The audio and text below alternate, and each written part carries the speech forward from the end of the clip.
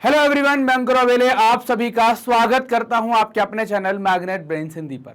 Magnet brains Hindi एक ऐसा platform है जो हिंदी माध्यम की कक्षा 7वीं से लेकर कक्षा 12वीं तक का संपूर्ण पाठ्यक्रम बिल्कुल निःशुल्क में उपलब्ध करा रहा है। मतलब यह कि आपको यहाँ पर किसी प्रकार का कोई पेमेंट नहीं करना है, कोई सब्सक्रिप्शन परचेज नहीं करना है। सभी वीडियोज आपको मिलते हैं यहाँ पर बिल्कुल निःशुल्क, वो भी क्वालिटी कंटेंट और बेस्ट फैकल्टीज के साथ। तो बात करते हैं कि हम आज क्या पढ़ेंगे। तो हम आज बात करने वाले हैं अंतर्देशीय उत्पादन के बारे में। ये जो टॉपिक है वो कक्षा 10वीं के अर्थशास्त्र की अध्याय 4 वैश्वीकरण और भारतीय अर्थव्यवस्था के अंतर्गत आने वाला टॉपिक है। तो उसमें हम बात करेंगे प्रोडक्शन अक्रॉस दी कंट्रीज के बारे में कि कैसे देश के भीतर हम अलग अलग जगह पर उत्पादन करते हैं। कुछ उदाहरण हम बाहर के भी लेंगे। तो अगर हम बात करें 20वीं सदी, है ना, 20वीं सदी का मतलब क्या हो गया? तो जब भी 20वीं सदी बात की जाएगी तो इसका मतलब क्या है? 2001 से ये 1999 से स्टार्ट 1901 से स्टार्ट होकर 1999 तक चली, या हम कह दें कि 2000 तक चली, है ना, 2000 तक चली।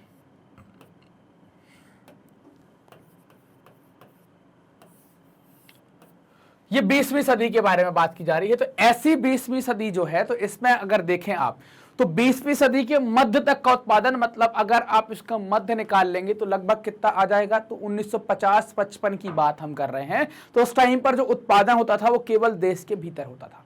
मतलब सारा उत्पादन हम देश के भीतर कर रहे थे। देश के बाहर ऐसी कोई कंपनियां नहीं थी, ऐसे कोई काम नहीं थे कि जो देश के बाहर जाकर अपनी अपनी फैक्ट्री लगाकर अपना अपना कुछ काम कर रहे हो। तो फिर एक सवाल आता है कि देश के बाहर क्या फिर, है ना, मतलब एक सवाल आएगा कि देश के बाहर क्या फिर, मतलब देश के बाहर से हम क्या क्या ले रहे थे? कुछ तो लेना पड़ेगा ना आपको। देश के बाहर से कोई चीज आएगी, कोई चीज जाएगी। तो हम वहां से कच्चा माल, खाद्य पदार्थ और तैयार उत्पाद, इन चीजों का आयात निर्यात करते थे। आगे जाकर हम देखें क्या है इनका, क्या करते थे हम? आयात या निर्यात किया करते थे कि कच्चा माल हो सकता कि हमारे यहां से निर्यात हो रहा हो और तैयार माल जो है उसको हम हो सकता आयात कर रहे हो। यह स्थिति उस टाइम की बनी हुई थी। ऐसा आपको यहां पर देखने में मिलेगा। अब हम एक उदाहरण लेते हैं। चूंकि हम भारत और भारत जैसे देश जो है, जो भारत जैसी स्थिति में थे, भारत और भारत जैसे देश जो है वो कच्चा माल और खाद्य पदार्थ इनका तो निर्यात करते थे और तैयार माल इसका आयात करते थे। आयात करने का मतलब क्या है? इंपोर्ट के बारे में बात कर रहे हैं। और आयात निर्यात का मतलब क्या है? एक्सपोर्ट के बारे में बात कर रहे हैं। ठीक, अब ये कच्चा माल जो कि आप देखें तो क्यों कच्चा माल और खाद्य पदार्थ आयात निर्यात हो रहा था? तो आप देखें भारत में ब्रिटेन का कब्जा हो गया था और ब्रिटेन जो है वो कपड़ा की फैक्ट्री काफी लगा चुका था। कपड़ा और दूसरे और कारखाने वहां पर स्थापित हो चुके थे। तो इनके लिए कच्चे माल की आवश्यकता थी। वो कच्चा माल कहां से मिलेगा? तो कच्चा माल वो भारत से तैयार करवाते थे। मतलब भारत कृषि प्रधान देश था, तो कपास पैदा होगा, उसको ले जाकर अपने देश में बनवाएंगे। भारत में वहां का तैयार माल आएगा तो उसका आयात किया जाएगा। तो ये इंपोर्ट एक्सपोर्ट वाला कॉन्सेप्ट भारत और भारत जैसे देशों के साथ, भारत और भारत की स्थिति में जो देश है वो कच्चे माल को और खाद्य पदार्थ, गेहूं वगैरह जो उत्पादित किया है, इनको निर्यात करेंगे, दूसरे देशों में भेजेंगे और वहां का तैयार माल अपने देश में मंगाएंगे, उसको आयात करेंगे। अब ये पूरी घटना चाहे आयात और निर्यात हो, इसको कहा जाता है व्यापार। व्यापार किस चीज के लिए जरूरी है? तो व्यापार दूरस्थ देशों को जोड़ने, जो दूर देश स्थित हैं उनको आपस में जोड़ने का एक मुख्य जरिया था। अगर आपको याद हो तो हमने सिल्क रूट के बारे में पढ़ा था। सिल्क रूट या जिसको आप रेशम मार्ग कहते हैं, इसके बारे में हमने पढ़ा था। ये रेशम मार्ग भारत और श्रीलंका से, भारत और चाइना से स्टार्ट होकर आप देखें पूरे एशिया होते हुए पश्चिम एशिया में जाएगा, यूरोप में जाएगा। तो ऐसे ये फैलता था, कई सारे देशों को कनेक्ट करता था, जिनके माध्यम से सांस्कृतिक आदान प्रदान, है ना, जो कलाएं हैं उनका आदान प्रदान भी संभव हो पाया। तो व्यापार को आप क्या कह सकते हैं? देशों को जोड़ने का एकमात्र मुख्य जरिया ये हुआ करता था। अब बात करनी है कंपनी के बारे में या कंपनियों के बारे में या बहुराष्ट्रीय कंपनियों के बारे में। मतलब जो हम इस अंतर्देशीय उत्पादन में बात कर रहे हैं, तो हमने देखा कि 20वीं सदी के मध्य तक की बात कर रहे हैं। तो इसके बाद का जो समय आया, ये कंपनियों के उभरने का, कंपनी और बहुराष्ट्रीय कंपनी बनने का या इनके उभरने का युग था। अब बात आती है कि ये बहुराष्ट्रीय कंपनियां क्या कहलाती हैं, ये क्या है? ये तो अब थोड़ा सा अजीब सा ही लग रहा है। बहुराष्ट्रीय का मतलब अगर आप इसको देखेंगे तो इस शब्द में ही लिखा हुआ है बहु और प्लस राष्ट्रीय।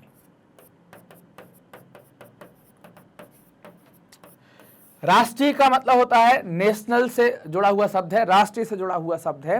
तो राष्ट्र जुड़ा हुआ शब्द राष्ट्रीय हो गया, बहु मतलब कई राष्ट्रों में, कई देशों में अगर बात आ गई तो उसको आप बहुराष्ट्रीय कहेंगे।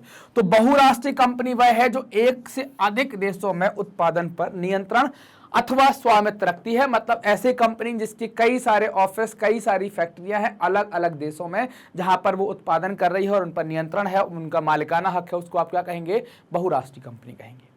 बहुराष्ट्रीय कंपनियां उन प्रदेशों में कार्यालय तथा उत्पादन के लिए कारखाने स्थापित करती हैं जहां उन्हें सस्ता श्रम या अन्य संसाधन उपलब्ध होते हैं या मिल जाते हैं।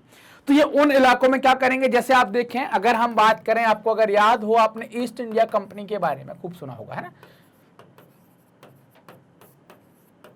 इस कंपनी ने उत्पादन तो ऐसा कुछ खास स्टार्टिंग में किया नहीं, लेकिन आप देखें ये बहुराष्ट्रीय कंपनी थी, क्योंकि ये भारत पर भी शासन कर रही थी, ये दक्षिण अफ्रीका में भी शासन कर रही थी, ये घाना में भी शासन कर रही थी। कई सारे देश की उत्पादन प्रणाली पर इसका स्वामित्व था, इसका नियंत्रण था, ये अपने तरीके से चला रही थी। इसको बहुराष्ट्रीय कंपनी कहते हैं। आजकल अगर आप देखते हैं, कई सारी कंपनियों को आप बहुराष्ट्रीय कह सकते हैं। जैसे आप टाटा देख सकते हैं, बहुराष्ट्रीय कंपनियां हैं। जैसे और दूसरी फैक्ट्री फोर्ड को आप देख सकते हैं, बहुराष्ट्रीय कंपनी, उसका उत्पादन कई सारी जगह देखने को मिलेगा। तो अगर कहां लगाएंगे बहुराष्ट्रीय कंपनी, तो आप देखें वहां लगाएंगे जहां पर श्रम सस्ता हो और दूसरे संसाधन मिल जाए, कंपनी लगा दी जाएगी। उत्पादन लागत में कमी करने तथा अधिक लाभ कमाने के लिए बहुराष्ट्रीय कंपनियां ऐसा करती हैं, और इनके निम्नलिखित उदाहरण हैं, हम उनको देखते हैं, उन पर विचार करते हैं। कैसे उत्पादन, चूंकि अब कंपनी आप लगा रहे हैं तो फायदा तो चाहिए, तो फायदे के चक्कर में हम इन सारी जगहों पर जाते हैं। अब ये उदाहरण आप लेंगे, देखेंगे, ये फोटो तो एक लगी हुई है, एक बेंगलोर में स्थित एक कॉल सेंटर है जो पर्याप्त दूरसंचार सुविधाएं और इंटरनेट से सुसज्जित है। ये क्या कर रहा है? देश में बैठे बैठे, बेंगलोर में बैठे बैठे विदेशी ग्राहकों को सूचनाएं उपलब्ध करा रहा है। मतलब एक साथ कई देशों को सूचनाएं उपलब्ध करा रहा है। तो इसको भी आप अंतर्राष्ट्रीय स्तर का कह सकते हैं। भले ये देश में बैठकर, लेकिन वो वहां पर इस चीजों को कंट्रोल और नियंत्रित तो कर रहा है। बहुराष्ट्रीय कंपनियों द्वारा उत्पादन का विस्तार अपन देखते हैं, कैसे करते हैं विस्तार, बहुराष्ट्रीय कंपनियां कैसे करती हैं। आपकी किताब के अंदर एक बॉक्स के रूप में ये दिया गया है। औद्योगिक उपकरण बनाने वाली एक बड़ी बहुराष्ट्रीय कंपनी संयुक्त राज्य अमेरिका के अनुसंधान केंद्र में अपने उत्पादों का डिजाइन तैयार करती है। मतलब एक क्या है? औद्योगिक उपकरण बनाने वाली एक कंपनी है। और कैसी कंपनी है? बहुराष्ट्रीय है। बहुराष्ट्रीय का मतलब क्या है? कई सारे देशों में इसके ऑफिस होंगे। तो वो संयुक्त राज्य अमेरिका में उसका अपना एक R&D डिपार्टमेंट है, जिसको अनुसंधान केंद्र कहते हैं, जहां पर वो रिसर्च करते हैं, जहां पर वो खोज करते हैं। वहां पर उन्होंने अपना एक डिजाइन तैयार किया। उसके पुर्जे चीन में बनते हैं। डिजाइन तैयार किया, लेकिन उसके पुर्जे कहां है? चीन में विनिर्मित होते हैं।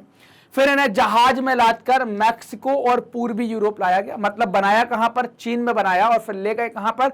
ले गए यहां पर मैक्सिको और पूर्वी यूरोप में, जहां उपकरण के पुर्जों को जोड़ा जाता है। मतलब यहां पर बने चीन में और पुर्जे जोड़ रहे कहां पर? मैक्सिको और पूर्वी यूरोप में।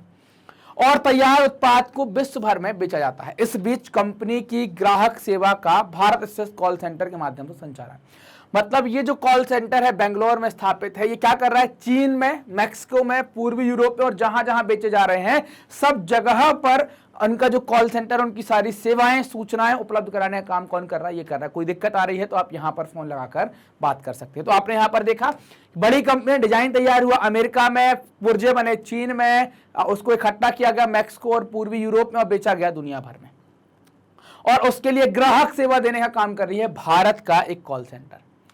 अब ये बहुराष्ट्रीय कंपनियों का कॉन्सेप्ट क्या है? तो बहुराष्ट्रीय कंपनियां, जिसको आप वैश्विक स्तर का कह सकते हैं, मतलब एक देश से ज्यादा कई सारे देशों में काम करती हैं। क्या करेंगे? ये अपना तैयार उत्पाद बेचना इनका एक काम होता है, और दूसरा वस्तुओं और सेवाओं का उत्पादन करना। जब तक वस्तुओं और सेवाओं का उत्पादन नहीं करेंगे तब तक बेचेंगे क्या? तो सेवाओं और वस्तुओं का उत्पादन करना और उनको बेचना दुनिया भर में अलग अलग देशों में, यह बहुराष्ट्रीय कंपनी का मुख्य उद्देश्य होता है। उत्पादन प्रक्रिया जटिल ढंग से संगठित होती है इन बहुराष्ट्रीय कंपनियों के अंदर। बहुत, मतलब ऐसे नहीं, बहुत क्रिटिकल तरीके से, या हम देखें बड़े बहुत जटिल तरीके से ये जो उत्पादन की प्रक्रिया है उसको संगठित करते हैं। उत्पादन प्रक्रिया छोटे भागों में विभाजित होती है। मतलब कहीं पर कल पुर्जे बना रहे हैं, कहीं पर उसको फिट करने का काम कर रहे हैं, कहीं पर उसको पॉलिश करने का काम कर रहे हैं, कहीं पर स्टिकर लगाने का काम कर रहे हैं, और हो सकता है ये दुनिया भर में फैली। जैसे हमने देखा चीन में सामान बन रहा है, और सामान बनकर आ रहा है कहां पर? मैक्सिको में, और उसके लिए सेवाएं देने का काम, ग्राहक सेवा कौन दे रहा है? भारत में। तो ऐसे यहां पर प्रक्रिया जो है, उत्पादन प्रक्रिया अलग अलग पार्ट में बटी हो सकती है, अलग अलग हिस्सों में बटी हो सकती है।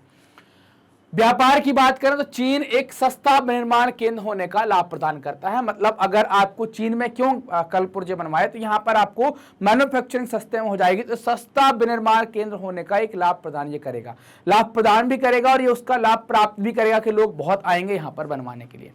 मैक्सिको और पूर्वी यूरोप अमेरिका के बाजारों से निकटता के कारण लाभप्रद है, क्योंकि चीन का आप देखें यहां पर कि समुद्र के माध्यम से आ जाएंगे, तो इनसे निकटता के कारण क्या है, ये लाभप्रद भी हो जाता है, उसको फायदा भी हो जाता है।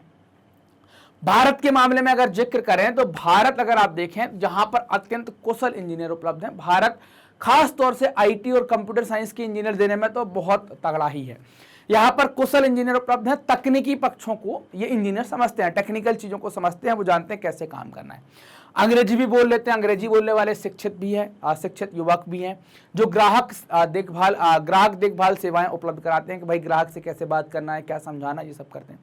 ये सभी चीजें बहुराष्ट्रीय कंपनी की लागत को 50 से 60% कम कर दी। जैसे चाइना चले गए, बनवा लिया, भारत में कॉल सेंटर स्थापित करवा लिया, मामला अपना सेट हो गया, चीजों की कीमत क्या हो जाती है, गिर जाती है।